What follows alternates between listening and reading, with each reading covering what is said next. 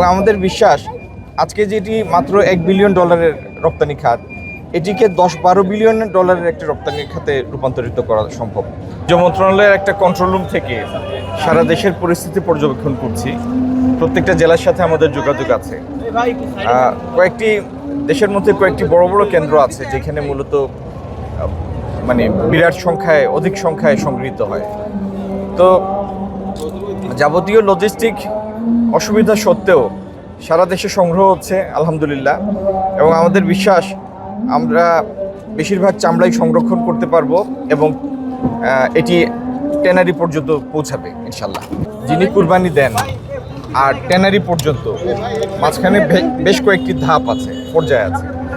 তো এই প্রত্যেকটি ধাপের সাথে লিঙ্ক করে মানে পারস্পরিক একটা সম্পর্কিত করে আমরা চেষ্টা করেছি, এখনও করে যাচ্ছি যতটুকু সম্ভব চামড়া সংরক্ষণ এবং ট্যানারি পর্যন্ত পৌঁছানোর। ইনশাল্লাহ অন্যান্য যে কোনো বছরের তুলনায় এবারকার আমরা বেশি সংখ্যক চামড়া সংরক্ষণ করতে পারব। আর ভবিষ্যতে এটিকে একটি স্থায়ী অবকাঠামোতে রূপ দেওয়ার জন্য আমরা এটি নিয়ে পরিকল্পনা করছি। তো আমাদের লক্ষ্য কি? আমাদের লক্ষ্য হলো বেশি বেশি বৈদেশিক মুদ্রা আর আমাদের কর্মসংস্থান। তো সেই জন্য চামড়া দিয়ে প্রস্তুত পণ্য আমরা রপ্তানি করতে চাই।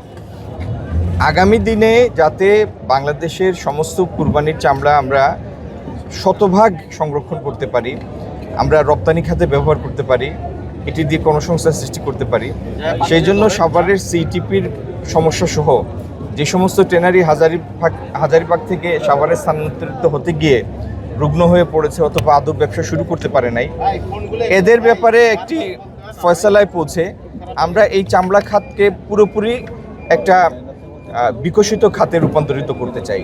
এবং আমাদের বিশ্বাস আজকে যেটি মাত্র $1 বিলিয়ন রপ্তানি খাত, এটিকে 10-12 বিলিয়ন ডলারের একটি রপ্তানি খাতে রূপান্তরিত করা সম্ভব।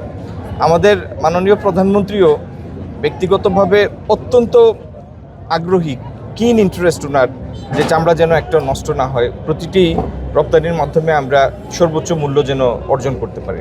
চামড়া পাচার হওয়ার আমি কোনো কারণ দেখি না, কারণ যে সমস্ত জায়গায় চামড়াগুলি এসে জড়ো হয় তার প্রত্যেকটি কেন্দ্রের সাথেই আমাদের সার্বক্ষণিক যোগাযোগ আছে। সেই জন্য বাণিজ্য মন্ত্রণালয়ে আমরা একটা মনিটরিং সেল করেছি, সেখানে সার্বক্ষণিকভাবে আমাদের কিছু কর্মকর্তা কাজ করছে এবং প্রত্যেক জেলার জেলা প্রশাসক, বিসিকে কর্মরত কর্তা, তাদের সাথে আমাদের যোগাযোগ আছে।